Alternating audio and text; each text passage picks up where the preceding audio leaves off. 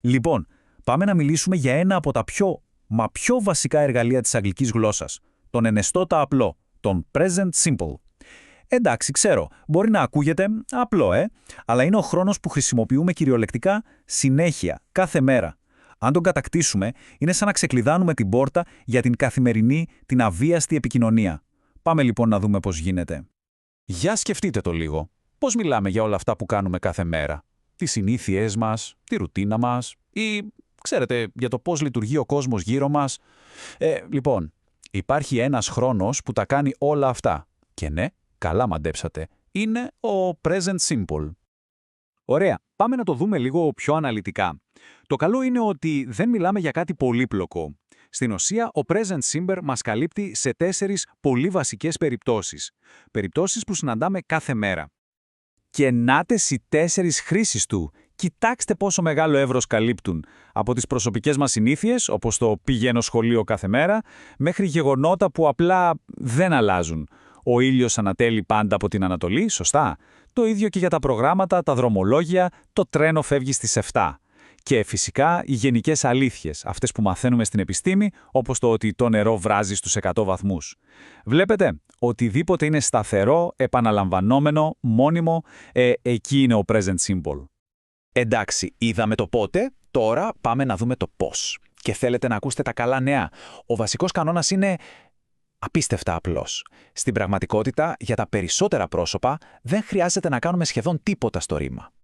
Δείτε λίγο αυτόν τον πίνακα. Εδώ φαίνεται όλη η μαγεία, ή μάλλον όλη η απλότητα. Για το I, το you, το we, το they, το ρήμα μένει ίδιο. Απλά το παίρνουμε ως έχει. I play, you play, we play, they play. Τίποτα δεν αλλάζει. Πιο εύκολο, απλά δεν γίνεται. Βέβαια, όπως σε όλα τα καλά πράγματα, υπάρχει μία μικρή, μια μικρή εξαίρεση. Αλλά, ειλικρινά, ας μην τη δούμε σαν δυσκολία. Είναι η μία και μοναδική λεπτομέρεια που πρέπει να προσέξουμε. Άπαξ και την μάθουμε, τελειώσαμε. Μιλάμε φυσικά για το περίφημο S του τρίτου προσώπου. Και το κλειδί για όλα κρύβεται σε αυτές τις 3 λεξούλες. He, she, it. Αυτός, αυτή, αυτό. Μόνο εδώ, μόνο όταν μιλάμε για τρίτο πρόσωπο ενικού, μόνο τότε αλλάζει κάτι. Αυτή είναι που λέμε όλη η δυσκολία. Τίποτα παραπάνω. Πάμε να δούμε τώρα πώς δουλεύει αυτό στην πράξη. Στις περισσότερες περιπτώσεις είναι πανεύκολο. Απλά βάζουμε ένα S στο τέλος. Το play γίνεται plays. Τώρα, για ρήματα που τελειώνουν σε ήχους όπως SS, SH, CH, για να μπορούμε να το πούμε πιο εύκολα, προσθέτουμε ES. Το wash γίνεται washes. Ακούγεται καλύτερα, σωστά? Και τέλος, έχουμε τον κλασικό κανόνα του Y. Αν πριν το Y υπάρχει σύμφωνο, όπως το STD, το Y φεύγει και βάζουμε IES, άρα studies.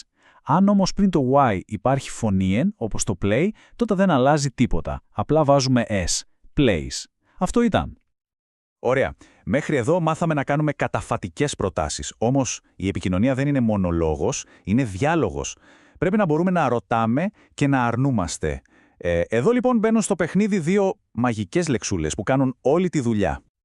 Αυτές οι λέξεις είναι το do και το does.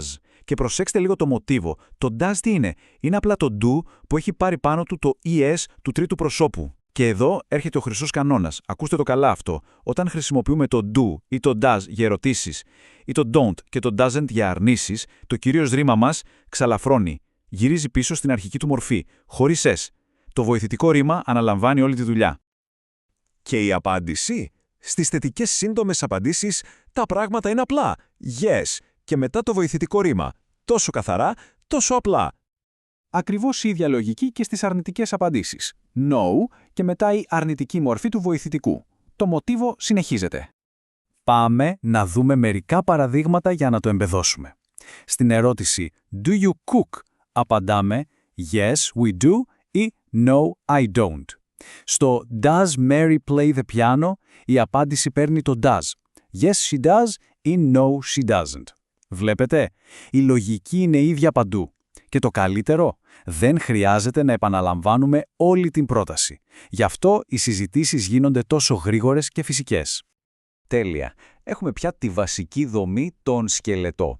Το τελευταίο κομμάτι του puzzle είναι να προσθέσουμε λίγο χρώμα, λίγη λεπτομέρεια. Και αυτό θα το κάνουμε με τις λέξεις κλειδιά και τις χρονικές εκφράσεις που ταιριάζουν γάντι με τον present simple. Λοιπόν, έχουμε την πρώτη ομάδα που είναι τα επιρρήματα συχνότητας. Λέξεις όπως always, usually, sometimes, never. Αυτές μας λένε το πόσο συχνά. Και το πιο σημαντικό που πρέπει να θυμόμαστε, η θέση τους. Μπαίνουν πάντα ανάμεσα στο υποκείμενο και το κύριο ρήμα. Όπως στο παράδειγμα, I always go to school. Και μετά έχουμε τη δεύτερη ομάδα. Εδώ είναι οι χρονικές εκφράσεις που απαντάνε στην ερώτηση πότε. Δηλαδή, every day on Mondays in the morning. Με αυτές, τα πράγματα είναι πιο ευέλικτα, πιο χαλαρά. Συνήθως τις βάζουμε στο τέλος της πρότασης. Αλλά αν θέλουμε να δώσουμε έμφαση, μπορούμε να τις βάλουμε και στην αρχή. Όπως το every day I go to school. Λοιπόν, ας κάνουμε μια γρήγορη σύνοψη. Να η εργαλειοθήκη μας για τον present simple, μαζεμένη σε 3 απλά βήματα. Πρώτον, τον χρησιμοποιούμε για συνήθειες, γεγονότα και αλήθειες. Δεύτερον, το περίφημο S το προσθέτουμε μόνο για το he, she, it.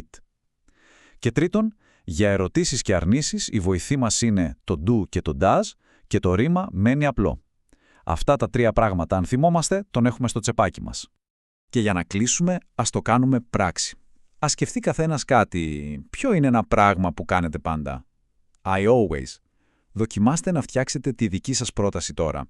Αυτή η απλή πρόταση είναι η καλύτερη απόδειξη ότι όλα όσα είπαμε σήμερα έχουν βγάλει νόημα. Ότι ο present simple είναι πλέον δικό μας εργαλείο.